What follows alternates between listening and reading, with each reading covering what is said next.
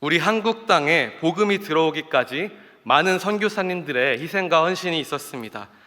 그 중에서도 언더우드 선교사는 여러분들 많이 알고 계실 겁니다. 젊은 나이에 조선이라는 작은 나라에 복음을 전하기 위해서 모든 것을 내려놓고 이 1885년에 하나님의 부르심에 따라서 이 언더우드 선교사가 이 조선 땅에 도착하게 되었습니다. 언더우드 선교사는 한국을 사랑했습니다. 그는 단지 복음을 전하는 사역자로서의 의무를 넘어서 한국 땅의 사람들을 진심으로 사랑하며 그들과 아픔과 기쁨을 함께 나누었습니다. 언더우드 선교사는 한국어를 배우고 또 한국의 문화를 존중하며 한국 사람들에게 다가가기 위해서 최선을 다했습니다. 그의 이러한 헌신은 이 한국의 교육, 또 의료, 또 많은 신앙 공동체에 깊은 영향을 끼쳤습니다. 그의 사랑은 사역의 영역을 넘어서 그의 생애의 마지막 순간까지 이어졌습니다. 결국 그는 한국 땅에 묻히기를 원했고 지금도 서울 양화진 외국인 선교사 묘원에 그의 무덤이 자리 잡고 있습니다. 이 선교사님의 삶은 우리에게 있어 하나님의 영광을 위한 헌신의 삶의 본보기가 되고 있습니다. 이처럼 하나님께서 주신 사명을 따라 헌신하며 살아가는 삶은 그리스도인에게 어느 세대, 어느 상황에서도 변하지 않는 중요한 가치입니다. 오늘 우리가 함께 살펴볼 본문은 데살로니가전서 2장 말씀입니다. 이 편지는 바울이 그의 2차 선교 여행 중에 데살로니가의 교회를 세운 후 그들에게 보내는 격려의 말씀입니다. 어제 설교 때도 언급됐듯이 데살로니가 교회는 바울이 짧은 시간 동안 머물며 세운 교회입니다. 바울은 짧은 시간이지만 그곳에서 열정적으로 복음을 전했고 그 결과 그곳에 교회가 세워졌습니다. 그러나 그 지역에 있던 그 유대인들의 반대와 핍박 때문에 바울은 더 이상 그곳에 머물 수가 없었습니다. 그래서 그는 급히 베레아로 피신을 하게 되었습니다. 그런데 바울과 그의 동역자들이 그곳을 떠난 후에도 바울은 데살로니가 성도들을 깊이 염려하며 그들이 믿음 안에서 굳건히 서 있기를 바랬습니다. 그런데 바울이 떠난 후에 그곳에 있던 일부 사람들은 바울의 사역과 동기를 왜곡하려 하였습니다. 당시에는 복음을 전하는 것처럼 보이면서도 자신의 이익을 추구하거나 이 사람들의 인정을 받기 위해 거짓으로 행동하는 자들이 있었습니다. 이러한 상황 속에서 바울은 데살로니가 성도들이 거짓된 가르침에 흔들리지 않도록 또 자신의 사역이 오직 하나님을 기쁘게 하기 위한 동기에서 비록되었음을 강조할 필요가 있었습니다. 바울은 자신의 진정성을 변호하며 그들이 믿음 안에서 굳건히 서기를 바라는 마음으로 이 편지를 쓴 것입니다. 오늘 우리는 바울이 데살로니가 교회에서 어떠한 자세로 사역에 임했는지를 함께 나누고자 합니다. 바울의 사역에서 나타나는 진정성과 사랑을 함께 나누며 주님의 자녀된 우리도 사역과 삶에서 어떠한 자세로 임해야 하는지를 함께 나누기를 원합니다. 첫째로 바울이 데살로니가 교회에서 사역을 하면서 가장 중요하게 여긴 것은 바로 하나님의 영광을 드러내는 것이었습니다.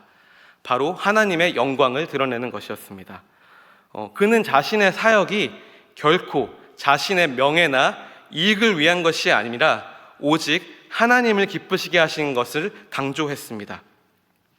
바울은 데살로니가의 사역을 할 때, 그 사역을 시작할 때 이미 빌립보에서 큰 고난과 핍박을 겪은 후였습니다. 그는 빌립보에서 억울하게 매를 맞고 감옥에 갇히는 고통을 겪었지만 이것도 바울의 그 복음 전파를 위한 열정을 막을 수는 없었습니다. 그는 오히려 더욱 담대하게 데살로니가에 도착하자마자 복음을 전하기 시작했습니다. 바울은 사람들의 반응이나 상황에 흔들리지 않고 오직 하나님께서 주신 사명을 감당하는 데 집중하였습니다. 그의 사역은 처음부터 끝까지 하나님을 기쁘시게 하려는 순수한 동기에서 시작했습니다. 우리 4절 함께 읽겠습니다. 오직 하나님께 옳게 여기심을 입어 복음을 위탁받았으니 우리가 이와 같이 말함은 사람을 기쁘게 하려 함이 아니요 오직 우리 마음을 감찰하시는 하나님을 기쁘시게 하려 함이라. 이 구절에서 바울은 그의 사역이 오직 하나님을 기쁘시게 하기 위한 것임을 강조하고 있습니다. 바울은 자신이 하나님께로부터 받은 사명을 충성스럽게 감당하면서 사람들의 인정이나 칭찬에 의존하지 않고 오직 하나님께 영광 돌리는 데 초점을 맞추었습니다. 우리가 맡은 사역에서도 늘 이 부분을 기억해야 합니다. 교회에서 우리가 사역으로 섬기는 부분이 많이 있습니다. 이 안내팀부터 시작해서 찬양대, 찬양팀, 또 주차 안내팀, 차량 봉사팀, 환경 미화팀을 비롯한 여러 가지 많은 사역들을 우리가 섬기고 있습니다. 우리가 어떤 사역을 하든지 그 목적이 단 하나임을 우리는 늘 기억해야 합니다. 그것은 바로 하나님께 영광을 돌리기 위한 것입니다. 우리가 사역을 처음 시작할 때에는 주님의 은혜에 감격해서 어떻게든 주님을 섬기려고 또 주님의 교회를 섬기기 위해 시작합니다. 그런데 이러한 마음이 오래 가면 좋겠지만 우리가 그 첫사랑을 잊을 때가 많이 있음을 봅니다. 우리는 우리의 섬김이 그리스도의 은혜에 대한 감사에서 비롯된다는 사실을 잊지 말아야 합니다. 정말 죄인 되었던 우리에게 먼저 찾아오신 우리를 구원하신 주님의 그 은혜에 감사함으로 나아가는 것입니다. 우리가 섬길 수 있음에 감사해야 하는 것입니다. 하나님께서 우리에게 주신 그 구원과 은혜를 기억하고 주님께 감사하는 마음으로 사역에 임할 때 우리는 계속해서 주님께 영광 돌리는 데 초점을 맞출 수 있는 것입니다. 이러한 마음가짐은 우리의 사역을 더욱더 순수하고 진실되게 만들 것입니다. 이러한 사람들의 눈치를 보거나 사람들의 반응에 흔들리지 않고 오직 하나님께서 기뻐하시는 것을 목표로 삼아야 하는 것입니다. 바울은 그의 사역에서 하나님을 기쁘시게 하려는 동기에서 흔들림 없이 복음을 전하며 그 과정에서 많은 열매를 맺었습니다. 우리도 바울처럼 우리의 사역의 모든 과정에서 하나님께 영광을 돌리는 것을 최우선으로 삼아야 합니다. 사람의 반응에 좌우되지 않고 오직 하나님께서 기뻐하시는 일을 이루기에 나아가는 것이 중요합니다. 우리가 사역을 하다 보면 사람들의 더 눈에 띄는 사역들이 있고 또 열심으로 섬기지만 드러나지 않는 사역들도 있습니다. 만약 우리 사역의 목적이 사람들의 격려를 위한 것이라면 눈에 잘 띄지 않는 부분의 사역들을 하다 보면 지칠 수 있습니다. 하지만 우리의 사역의 목표가 하나님을 기쁘게 하시는 것이라는 것이 우리 가운데 분명하여지면 사람들의 시선과 또 사람들이 알아주는 것은 전혀 중요치 않고 오직 하나님이 알아주심에 하나님이 기억하여 주심에 우리가 더욱더 기쁨으로 섬길 수 있을 줄 믿습니다. 하나님께서 우리의 마음을 감찰하시며 우리가 그분을 기쁘시게 하기 위해 사역하는 것을 하나님께서 기뻐하실 것입니다.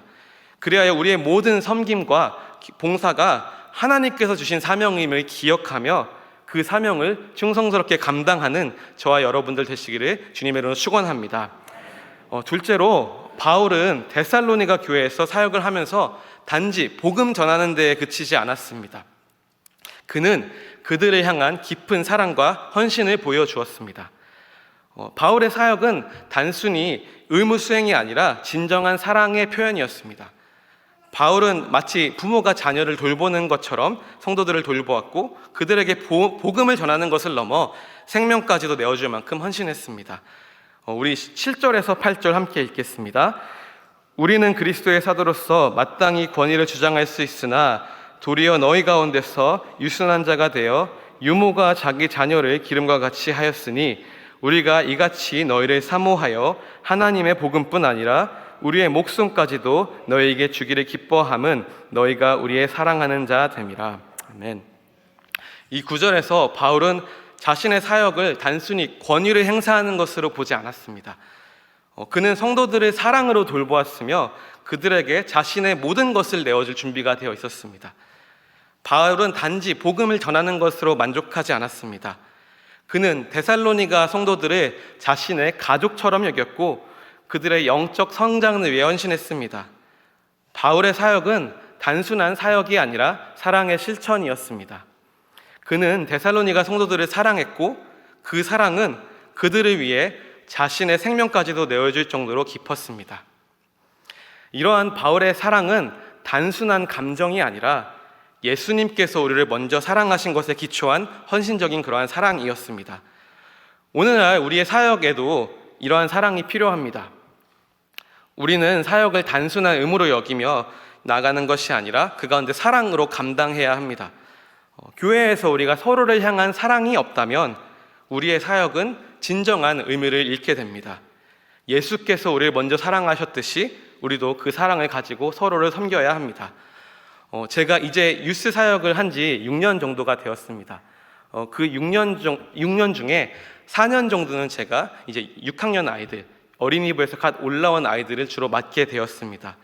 아무래도 이 아이들이 처음 유스에서 올라와서 유스에 올라와서 적응하다 보니 그것들을 제가 같이 겪다 보니 이 1년 동안 한 해를 지나고 이 아이들이 다음 학년으로 올라갈 때는 물론 제가 자녀도 없고 결혼도 하지 않았지만 마치 부모가 자녀를 올려보내는 듯한, 다 키워서 어딘가로 보내는 듯한 느낌이 들곤 합니다. 또한 제가 계속해서 유스 아이들을 섬기고 유스 아이들을 알아가면서 제가 아이들을 더욱더 사랑하게 되는 것을 느끼게 됩니다. 그래서 저희가 이번에 같이 여름에 단기 선교를 갔을 때에도 우리가 아이들이 노방전도를 하고 또 BBS를 하는 가운데 그 아이들이 먼저 솔선수범하여서 그 복음을 전하고 또 BBS 가운데 아이들을 케어하는 모습을 볼 때 마치 부모가 아이들을 보며 뿌듯해하듯이 참 자랑스럽고 그 아이들을 볼 때 참 사랑스러운 마음이 들었습니다. 또 한편으로는 아이들이 여러 가지들을 준비하였고 또 같이 연습하였는데 그것들을 잘 하지 못하거나 참 당황해서 실수를 할 때는 그것을 보면서 실수한 것에 초점이 맞춰지거나 그것에 어떤 화가 나는 것이 아니라 오히려 더 잘할 수 있었는데 안타까운 마음과 아쉬운 마음이 드는 것이 있습니다. 오늘 바울이 자기 자녀를 기름과 같이 한다는 볼 때 이런 것과 비슷한 것일까 제가 생각해 보았습니다. 우리 성도 간의 관계도 그런 것 같습니다. 우리 성도 간 교제하는 가운데 서로의 잘못을 비난하고 지적하고 저 사람은 저래서 안 돼 라고 하는 말보다는 그들을 이해하고 정말 안타까워하고 또 기다려주면서 다독이면서 사랑으로 품어주는 그런 모습이 있어야 할 줄 믿습니다. 바울이 데살로니가 성도들을 돌보며 보여준 사랑과 헌신은 오늘날 우리가 사역을 할 때에도 본받아야 할 중요한 자세입니다. 우리의 사역은 하나님께서 주신 사랑을 실천하는 기회입니다. 우리는 서로를 사랑으로 섬기고 또 그리스도의 사랑을 실천함으로써 하나님께 영광을 돌려야 합니다. 우리의 사역은 단순한 봉사나 업무가 아니라 그리스도의 사랑을 전달하는 통로입니다. 우리가 맡은 사역에서 다른 성도들을 마치 가족처럼 자녀처럼 사랑으로 돌보는 자세를 잊지 말아야 합니다. 그래서 예수께서 우리를 위해 보여주신 사랑을 기억하며 그 사랑으로 서로를 섬기고 이해하고 기다려줄 때 우리의 사역은 진정한 의미를 갖게 될 것입니다. 하나님께서 우리가 이와 같은 사랑으로 사역할 때 기뻐하시며 우리의 삶과 사역을 통해 영광 받으실 것입니다. 오늘 우리는 바울이 데살로니가 교회에서 어떻게 사역하였는지를 함께 살펴보았습니다. 바울은 그의 사역에서 하나님의 영광을 드러내는 것을 최우선으로 삼았고 그 과정에서 그의 동기가 얼마나 순수하고 진실되었는지를 보여주었습니다. 그는 사람의 칭찬과 인정에 의존하지 않고 오직 하나님을 기쁘시게 하기 위해 사역에 임했습니다. 우리도 우리의 사역과 삶에서 하나님의 영광을 위해 살아가야 할 줄 믿습니다. 또한 바울은 데살로니가 성도들을 향한 깊은 사랑과 헌신을 보여주었습니다. 그는 그들을 부모가 자녀를 돌보듯이 돌보았고 그들을 위해 자신의 생명까지도 내어줄 준비가 되어 있었습니다. 이 사랑은 단순한 감정이 아니라 예수님께서 먼저 우리를 사랑하신 것에 기초한 헌신적인 사랑이었습니다. 우리가 맡은 사역도 이렇게 감당해야 할 줄 믿습니다. 우리 주위의 사람들을 사랑으로 섬기고 그리스도의 사랑을 전하는 데 힘써야 하는 것입니다. 오늘 말씀을 통해 우리가 맡은 모든 사역이 오직 하나님의 영광을 위한 것이 되기를 바랍니다. 사람의 인정이나 칭찬에 의존하지 않고 오직 하나님을 기쁘시게 하기 위해 사역에 임해야 할 줄 믿습니다. 또한 우리가 사랑으로 서로를 섬기며 그리스도의 사랑을 실천하는 자들이 되기를 주님의 이름으로 축원합니다.